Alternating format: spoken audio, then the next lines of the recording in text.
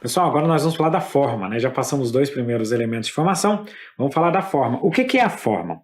A forma é o meio de exteriorização do ato administrativo, tá? O que é o meio de exteriorização? Forma é como você vê o ato administrativo. Esse nome é bonito, né? Exteriorização. Então vamos pensar o seguinte. O presidente da República editou um regulamento da Lei de Acesso à Informação. Qual que é a forma desse regulamento? Como é que você vê? Eu quero ver o regulamento da Lei de Acesso à Informação. Deixa eu procurar aqui na internet o decreto. Decreto que regulamenta a Lei de Acesso à Informação. Como que o presidente da República exteriorizou a forma como ele regulamentou a Lei de Acesso à Informação? Por meio de um decreto. É como você vê. Então, esse é o meio de apresentação do ato administrativo. Segundo exemplo, você pediu um documento para você poder dirigir um veículo automotor. Você foi lá, pagou as taxas, fez os testes, obteve as aprovações e etc. e tal. O Estado foi lá e concedeu para você o documento para que você pudesse dirigir. Qual que é o meio de apresentação desse documento que permite que você dirija um veículo automotor? O meio desse documento se chama licença para dirigir, ou visto de outra forma, Carteira Nacional de Habilitação. Então, essa é a forma, o meio de apresentação do ato. Só que se a gente for aprofundar um pouquinho mais, na verdade, existem dois sentidos para a forma, tá? Quais são os dois sentidos? Primeiro, no sentido amplo, tudo no direito administrativo tem essa história, né, de sentido amplo, sentido estreito, tá? No sentido amplo, a forma abrange tanto o meio de exteriorização, que é o que nós já vimos acima, exteriorização, como também o procedimento, eu vou colocar aqui em uma cor separada, como também o procedimento para editar aquele ato. Então vamos pensar no seguinte: a administração pública puniu um servidor público. Esse servidor público sofreu a pena de suspensão. Vamos supor que essa suspensão ela foi aplicada por intermédio de uma portaria. Portaria de suspensão do servidor, a portaria disciplinar. Qual que foi o meio de exteriorização do ato? A portaria. Mas houve um processo administrativo disciplinar. Nesse processo administrativo disciplinar houve a instrução, houve o contraditório ampla defesa, houve toda a parte de execução do procedimento para que a autoridade tomasse a sua decisão. Esse procedimento está dentro da forma do ato administrativo. Tanto que se houver uma falha na citação, na notificação do servidor, o ato estará viciado por vício de forma. Não foi concedido contraditório ampla defesa, vício de forma do ato administrativo, tá? Então é isso que a gente está tratando. E no sentido estrito? No sentido estrito, nós só temos esse meio de exteriorização do ato administrativo. Aí, no sentido estrito, é só como o ato administrativo se apresenta. Então, por exemplo, o presidente da República editou um decreto. Esse é o meio de exteriorização do ato, simples assim, tá? Outro ponto que às vezes se debate bastante é o seguinte: professor, eu sei que a competência e a finalidade sempre são elementos vinculados dos atos administrativos. E a forma? A forma é um elemento vinculado ou é um elemento discricionário? Deixa eu contar uma coisa para vocês. Prevalece o entendimento de que a forma é um elemento vinculado, ou seja, a forma ela já vem prevista em lei. Não existe margem de liberdade da autoridade pública para definir a forma do ato. Isso é uma regra geral. É assim que cai na questão de concurso público. Então, se a questão de concurso te perguntar onde está a discricionariedade, ela não está na forma. Ela vai estar em outros dois elementos que nós vamos estudar daqui a pouco, que é o motivo e o objeto. Então, genericamente falando, competência, finalidade e forma sempre são elementos vinculados do ato administrativo. Só que o direito administrativo está passando por uma ampla evolução, tá? Bastante evolução, inclusive, nos últimos tempos. Mais recentemente, alguns autores estão defendendo a aplicação de um princípio que nós chamamos de princípio do informalismo, ou princípio do formalismo moderado, ou informalismo moderado. São vários nomes para representar a mesma coisa. O que é essa história de formalismo moderado? A Lei 9784, ela tem o seguinte dispositivo. Segundo a Lei de Processo Administrativo, o ato não terá forma determinada, salvo quando expressamente previsto em lei. O que a Lei 9784 quer dizer? Que a gente quer acabar com essa história de um formalismo exagerado dentro da administração pública. A forma, ela só é um instrumento, um meio para alcançar um resultado. Inclusive, isso é um outro princípio, chamado de princípio da instrumentalidade das formas. O que isso aqui quer dizer?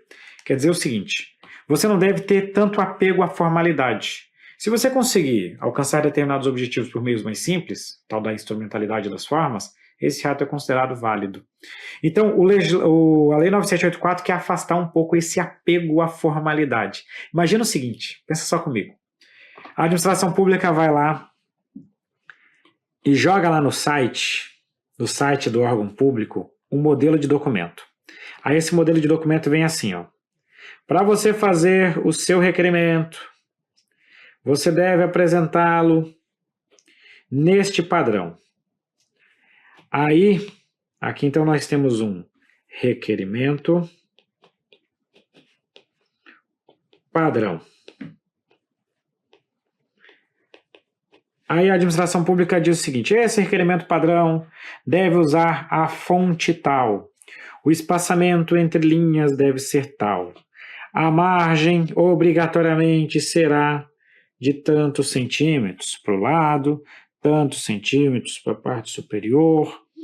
Você deve adotar essas informações e, ao final, você deve fazer um pedido. Esse pedido deve constar com as seguintes informações. Aí você vai fazer esse negócio igual trabalho de faculdade. Sabe aquele trabalho de faculdade? Quando o pessoal se prende muito às normas da BNT, disso, daquilo. Eu sou meio crítico desse negócio, porque você coloca lá um monte de padronizações e às vezes o professor está mais preocupado em olhar se você atende a formatação do que o seu próprio conteúdo. Muitos só vão corrigir se a margem está certa, se a citação está correta, isso, aquilo. E o conteúdo, meu filho? E o conteúdo do trabalho, como é que está? Porque é isso que na prática efetivamente importa. Aí você não observa essa regra, a autoridade pública pega e fala o seguinte: o seu pedido foi indeferido. Ah, mas foi indeferido por quê? Ele foi indeferido porque a margem, ao invés de 1,5, ela estava em 2 centímetros. Por isso nós tivemos que indeferir. O senhor vai ter que voltar para o começo da fila, para o final da fila, vai ter que imprimir todos esses documentos de volta e vai apresentar novamente. Cara, é de ficar pé da vida com um negócio desse.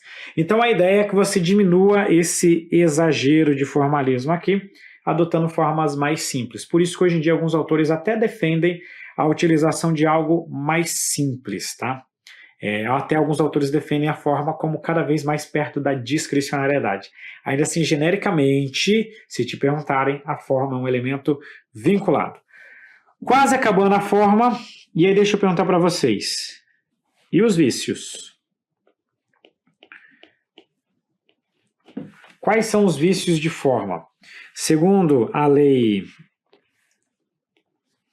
legislação, o vício de forma, ele acontece quando houver uma inobservância das formalidades previstas em lei. Ou ainda quando não for adotada a forma prevista para aquele ato conforme a legislação descreve, né? Não se observar as formalidades. Então, por exemplo, não concedeu contraditório para a defesa, não fez a motivação, porque a motivação, que é a demonstração dos pressupostos de fato e direito, ela compõe a forma do ato administrativo. Então, não fez a motivação. Isso aqui é um vício de forma do ato administrativo. Como regra,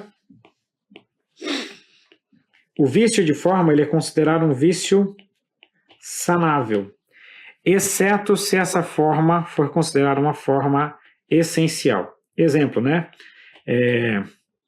Não concedeu contraditório ampla defesa. Não concedeu contraditório ampla defesa, aí você vai ter o vício a uma forma que é essencial, né, que faz parte do direito de defesa da pessoa.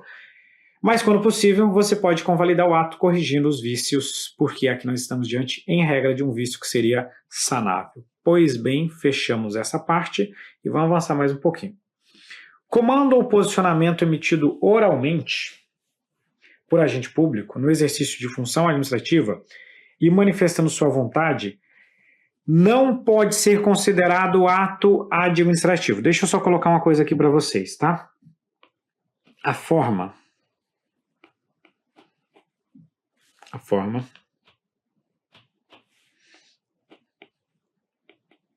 é o meio de apresentação do ato. Então, naturalmente, a administração pública ela tem que seguir um básico de formalidade. Então, em regra, a forma do ato administrativo deve ser uma forma escrita. Então, a forma escrita é a regra. Essencialmente, os atos administrativos são formalizados em documentos escritos para que você tenha publicidade, você tenha controle e etc. e tal. Essa regra ela não é absoluta, tá? Você pode adotar outras formas excepcionalmente. Quais seriam essas outras formas? São todas as outras formas que sejam compatíveis com aquele ato, desde que você assegure um mínimo para assegurar o direito de defesa, para assegurar as garantias e etc. e tal. Mas vamos lá colocando alguns exemplos aqui.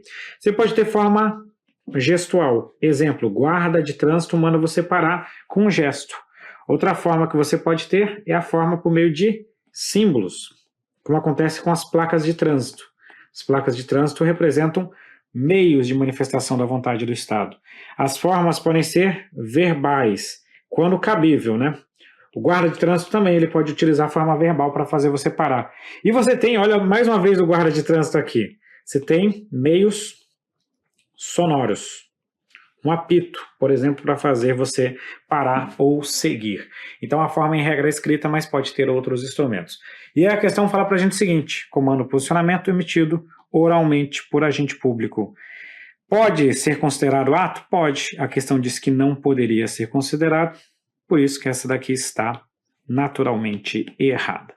Show de bola! E agora vamos falar do motivo, tá? O motivo representa o que nós vamos chamar aqui de razões. Deixa eu até trocar isso aqui, ó.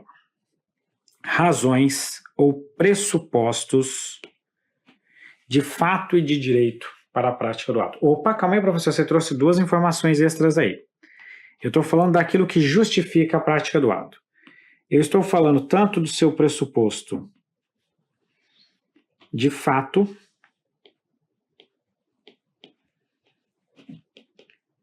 quanto do pressuposto de direito. Qual que é a diferença desses dois? Quando eu falo do pressuposto de fato, eu estou falando daquilo que aconteceu no mundo concreto, no mundo real, é aquilo que efetivamente aconteceu. Quando eu falo de pressuposto de direito, eu estou falando do que está na lei, do que está na norma, do que o ordenamento jurídico prevê para aquela situação. Vamos lá, vamos começar a entender esse negócio. Lá no comecinho da aula, falei que o guarda de trânsito te aplicou um auto de infração, que depois vai virar uma multa porque você usou o celular. Qual é o pressuposto de fato a utilização do celular? Isso aqui é o que aconteceu. E o que é o pressuposto de direito? A lei, o Código de Trânsito, prevê que nesse tipo de situação haverá uma violação. O artigo tal prevê que nesse caso haverá aplicação então de uma multa. Servidor público cometeu uma infração, violou uma regra lá do artigo 117 da Lei 812. O fato, qual foi a conduta concreta do servidor que violou a Lei 812?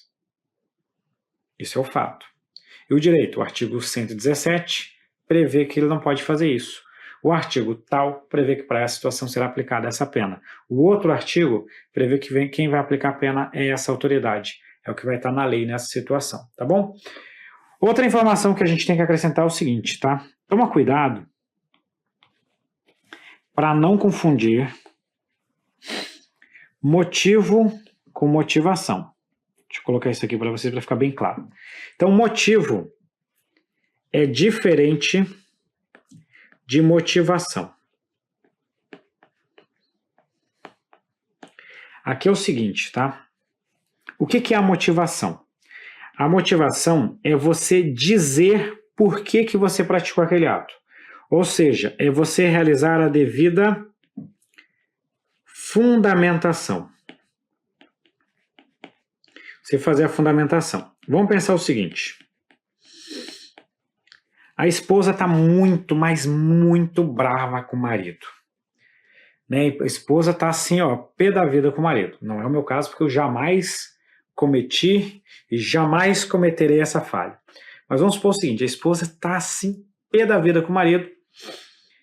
E o marido chega em casa e fala, oi, meu amor, tudo bem? Ela, oi. Não tem nada de bom. Vira as costas e sai. O cara fica olhando assim. Ele sabe que ele fez alguma coisa de errado, mas ele não faz ideia do que ele fez. Sabe o que foi que aconteceu? Ele esqueceu que era aniversário de casamento. Aí eu pergunto para vocês, a esposa tem motivo para estar brava com o marido? Tem. Qual é o motivo? Ele esqueceu o aniversário de casamento. Mas eu pergunto, o marido sabe qual é o motivo? Não. Sabe por que ele não sabe qual é o motivo? Porque até agora a esposa não fez a motivação. Ou seja, ela não contou para ele por que ela está brava. Então ela tem motivo, mas ela não fez a motivação. Pergunto para vocês, se nesse caso a motivação fosse obrigatória, para aplicar a pena de ficar pé da vida, a lei exige a motivação. Nesse caso, haveria vício de motivo? Não. Por quê? Porque o motivo existe. O motivo é verdadeiro. Realmente ele esqueceu a data do aniversário. Então não tem vício de motivo. Qual que é a falha aqui? Nós estamos diante de um vício de forma. Por que o vício é de forma? Porque o problema está na exteriorização do ato. Na hora de exteriorizar, não foi feita a fundamentação. Então essa que é a diferença de motivo e de motivação. Pessoal, o terceiro ponto que eu vou colocar aqui para vocês, tá? Próximo ponto. Vou falar com vocês agora sobre um outro tópico, e esse tópico aqui despenca em questões de concurso público. É a denominada teoria dos motivos determinantes. O que a teoria dos motivos determinantes quer dizer? A teoria dos motivos determinantes, vamos colocar até uma sigla aqui, teoria dos motivos determinantes, TMD. O que ela quer dizer? Essa teoria, ela diz que quando a administração pública faz a motivação de um ato administrativo, a validade desse ato, a validade do ato, está vinculada à veracidade dos motivos indicados pela administração pública. A veracidade dos motivos indicados pela administração pública. Vamos pensar no seguinte. Vamos pegar aqui duas mulheres. Duas amigas estão querendo sair. Aí sabe quando você chega assim, poxa vida, estudei pra caramba, acabei de estudar uma aula aqui de direito constitucional, negócio assim que, nossa, se fosse administrativo, né, mas não, é direito constitucional. Tô cansado, tô querendo dormir, mas eu combinei com a minha amiga que a gente ia sair. Aí de repente eu pego e falo pra ela assim, não, é o seguinte, eu não vou poder sair porque o meu carro estragou. Aí não vai dar pra sair, sabe? Só por causa disso. Eu tava com roupa de ir. Eu só não vou porque meu carro estragou. Aí a amiga olha para ela e fala assim, ó, eu sei que teu carro tá funcionando. Acabei de ver você manobrando ali com ele, então eu sei que tá tudo certo. Que mancada! Qual que foi o problema aqui? Os motivos que você indicou não são verdadeiros. Você indicou motivos falsos, motivos inexistentes. Então o que acontece aqui é o seguinte, se você realizar a motivação, a validade do ato fica vinculada à veracidade dos motivos que você indicou. E pouco importa se a sua motivação era obrigatória ou se a motivação não era obrigatória. pegar um exemplo para vocês.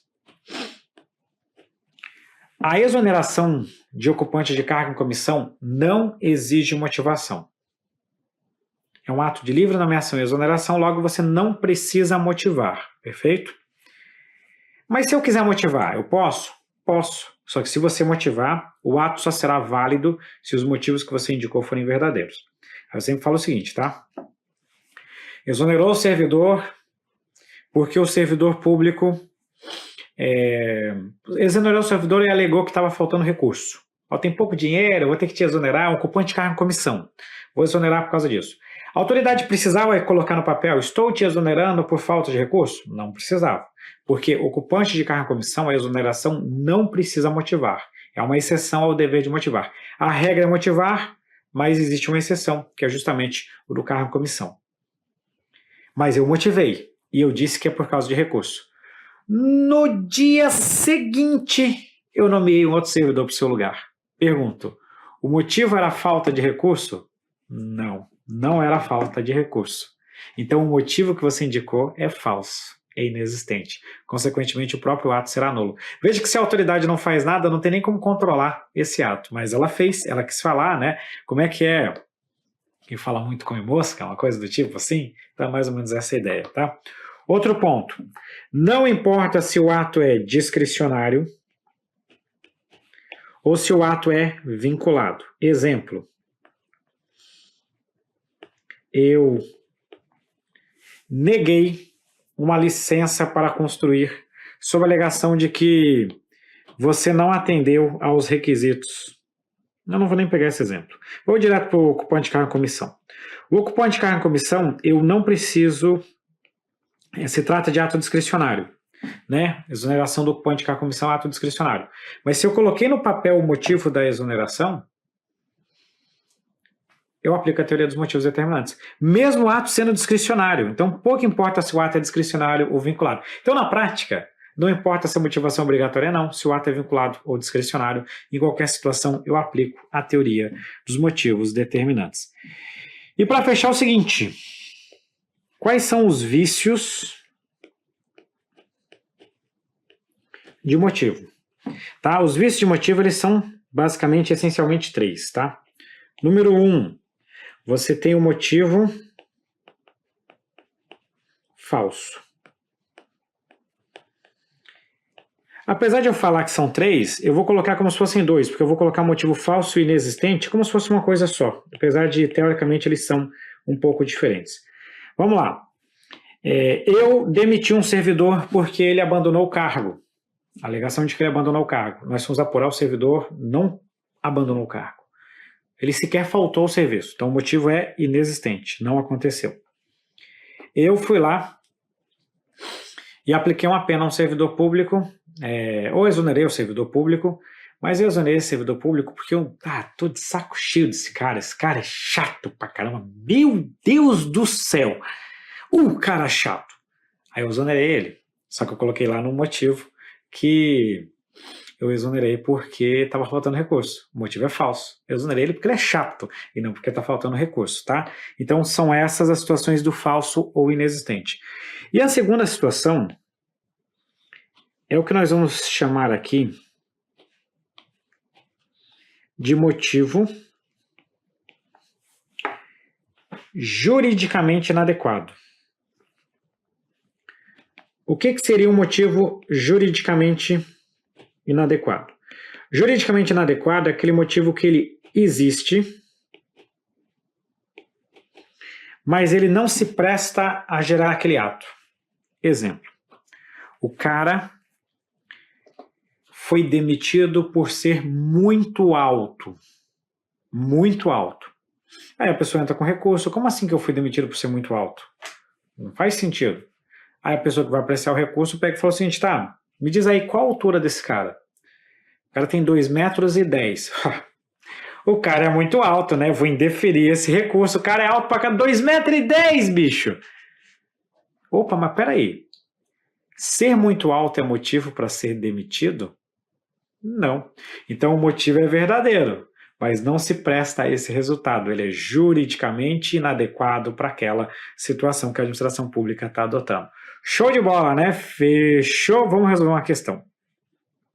José, técnico policial de necropsia da Polícia Civil do Estado do Rio, praticou o chamado abandono de cargo, na medida que se ausentou do serviço sem justa causa por 30 dias consecutivos. Não vamos entrar no mérito sobre o prazo aqui, tá? Porque isso aqui é uma questãozinha do estadual e esse prazo aqui ele varia conforme cada ente da federação. Em alguns é mais de 30 e outros é 30 e outros são até outros prazos, tá? Então aqui não vamos debater isso aqui. Após o regular processo disciplinar, lhe foi aplicada a sanção de demissão. No caso em tela, as razões de fato e de direito, não exposição das razões, e não a exposição das razões, que der seja a prática do ato de demissão, representam o elemento ou requisito do ato administrativo denominado. Veja só, o que a questão está falando? A questão pediu para a gente quais são as razões de fato e de direito. Ela não quer a exposição dessas razões. Qual que é a diferença? As razões de fato e de direito são o motivo. A exposição dessas razões seria a motivação. Pegou a diferença? Então essa aqui que é a diferença dos dois. Então qual que é o nosso gabarito? Letra E, motivo, bem fácil, né? Motivação e fundamentação seria essencialmente a mesma coisa, que é você demonstrar a razão da prática do ato, o que nós já vimos que não é o caso da questão. Forma é o meio de exteriorização, objeto é o conteúdo do ato administrativo. Perfeito, né? Outra questão. A validade de um ato se vincula, entre outros aspectos, à existência ou veracidade dos motivos apontados como fundamento para a tomada de decisão do gestor, sejam razões de fato, sejam razões de direito, inclusive para demonstrar qual seria a melhor alternativa. De fato, a validade do ato está vinculada às razões indicadas pela autoridade para praticar o ato. Trata-se da aplicação da famosíssima, importantíssima teoria dos motivos determinantes. Com isso a questão está certa, né? Inclusive, quando você tem um ato discricionário, por exemplo, para demonstrar que essa era a melhor medida adotada pela administração pública. Por isso que esse quesito está certo. Bom, faltou aqui eu colocar o nosso motivo, o nosso objeto, né? Deixa eu ver se eu consigo, porque acabou dando alguma falha aqui que está faltando um slide. Então, deixa eu acrescentar um slide extra aqui para vocês, você dá um jeito aí do seu material, porque faltou um espaço para tratar aqui com vocês. Agora eu vou tratar do objeto do ato administrativo. Deixa eu ampliar isso aqui, senão vai ficar muito pequeno. E vamos lá, tá? O que é o objeto? Essencialmente sobre o objeto eu quero trazer para vocês 3 informações. Tá? O objeto aqui é mais simples, então rapidamente a gente bate isso. Ponto número 1, sobre o objeto do ato administrativo. Primeiro, o que é o objeto? O objeto do ato administrativo são os seus efeitos jurídicos. Então, essencialmente, o objeto é aquele efeito que o ato administrativo produz. Então, são os seus efeitos jurídicos imediatos. O objeto do ato administrativo é a obrigação ou o direito que está sendo constituído. Portanto, eu estou falando aqui especificamente do conteúdo. A bem da verdade, nós confundimos o objeto com o próprio ato administrativo. Então, a suspensão de um servidor público por 30 dias tem como objeto suspender o servidor por 30 dias. A multa de R$10.000 tem como objeto uma multa de R$10.000. A demissão tem como objeto demitir o servidor. Então, o objeto é o que o ato administrativo faz, é o próprio ato, bem na verdade, né? Então, essa que é a ideia do objeto do ato administrativo. Sempre que uma autoridade for praticar um ato, esse ato ele deve ser possível. Exemplo, eu não posso conceder uma licença para um servidor já falecido, então tem que ser possível. Ele tem que ser lícito, ou seja, tem que estar de acordo com a lei. Eu não posso conceder um ato, por exemplo, uma suspensão de 120 dias, não está de acordo com a lei. Ele tem que ser certo. Quando eu digo que ele tem que ser certo, é porque ele tem que alcançar uma pessoa definida, uma situação pré-definida. Tipo assim, concedo uma licença para construir, mas onde? Licença para construir. Tá, mas onde? Qual lugar? Qual pessoa que vai poder construir? Promova o servidor. Qual servidor que está sendo promovido? Concedo uma licença para tratar de assuntos particulares. A partir de quando? Tem que ser certo, tem que definir exatamente do que a gente está tratando naquela hipótese. E veja só a coisa que falta hoje em dia, tem que ser moral. O objeto do ato deve atender ao princípio da moralidade. Aí isso aqui fica fácil, porque quando nós vamos estudar os vícios, para você estudar os vícios é só você pegar aquilo que não atende aos requisitos que eu citei acima. Então, quando é que você tem um vício do ato administrativo? O ato estará viciado quando o seu objeto for proibido por lei. Quando ele for diverso do que a lei prevê para aquela situação. Então, vamos pensar aqui na seguinte situação. A Lei 812 prevê que em determinada hipótese deverá ser aplicada a pena de demissão. A autoridade vai lá e só aplica uma advertência. É diverso do que a lei prevê para aquela hipótese. A Lei 812 prevê a suspensão até 90 dias. A autoridade vai lá e aplica 120. É proibido, é diverso do que a lei prevê para aquela situação. Outro caso, você pratica um ato administrativo com objeto impossível.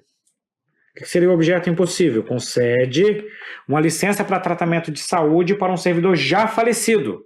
O cara já faleceu, como é que você vai conceder esse objeto? Alguns autores consideram que nesse caso aqui você não tem propriamente um vício de objeto. Você tem um ato administrativo inexistente. O ato inexistente é aquele ato que não gera qualquer efeito, né? Não é nem passível, por exemplo, de prescrição e etc. e tal. Então ele pode ser tanto ato com vício de objeto como ato inexistente, a depender do autor que a gente está tratando. O ato, ele não pode ser imoral. Então, se não obedecer à ética, à boa-fé e etc. e tal, esse ato terá um vício de objeto. E ele não pode ser incerto. Promover alguém, mas não dizer quem. Considera uma permissão de uso de um bem público, mas não dizer qual bem público está sendo permitido. São exemplos de objeto incerto. Nessa hipótese, você tem o vício de objeto do ato administrativo. Show de bola! Vamos resolver. Essa aqui foi a questão que nós já resolvemos, é só porque a aula estava fora de ordem. Com isso a gente acabou, né? Porque a gente acabou resolvendo as questões antes de resolver as questões, porque ela estava meio fora da ordem. Nós conseguimos matar e resolver esse assunto, e dessa forma fechamos esse bloco sobre os elementos de formação dos atos administrativos. Grande abraço para vocês e até a próxima. Tchau, tchau!